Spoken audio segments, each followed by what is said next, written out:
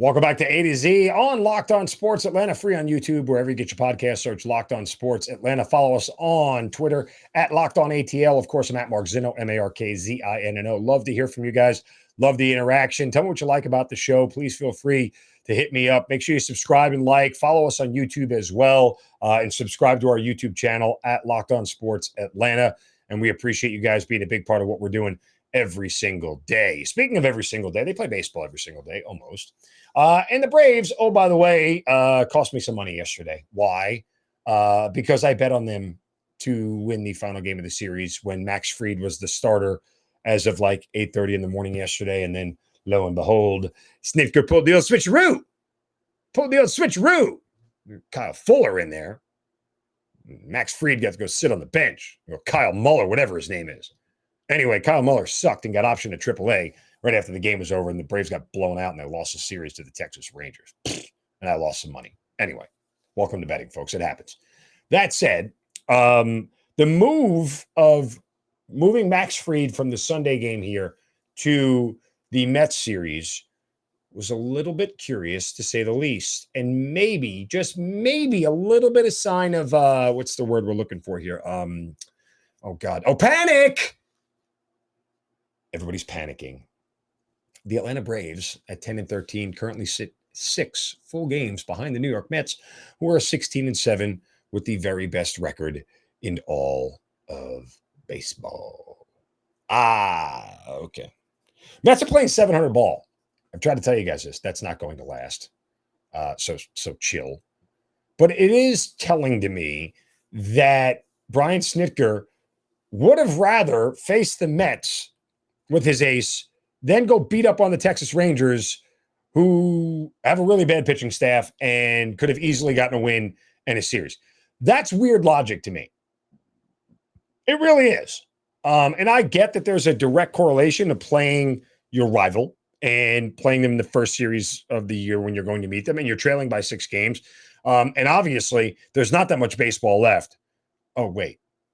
There's a ton of baseball left. Like a lot of baseball left. So I don't really get that decision at all. Go out and just win games. You don't have to overthink this. Why is there so much pressure all of a sudden on catching the New York Mets? It's May 2nd, folks. Chill. Like Snitker, I disagree with the move wholeheartedly. Why?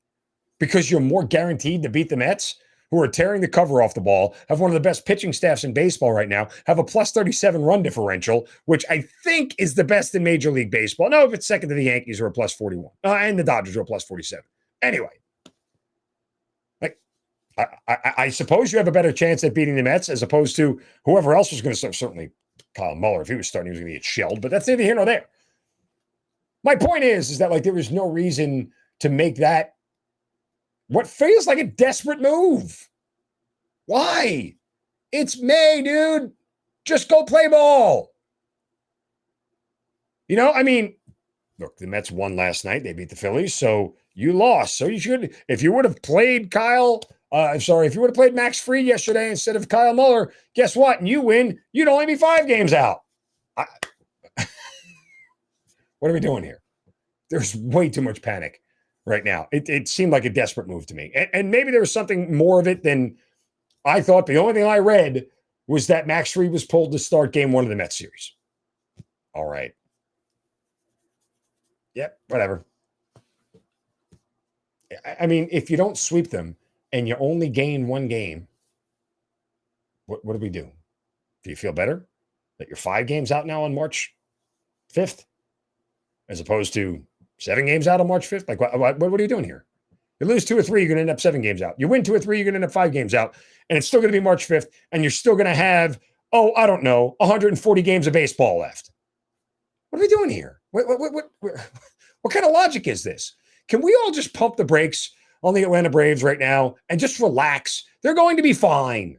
They are going to be fine. All you got to do is hover around the 500 mark, which they're doing. Would I like them to be above 500? Yes. Would I like them to have a better run differential? Yes. But am I worried about any of this? No. There's no reason to be worried about any of this.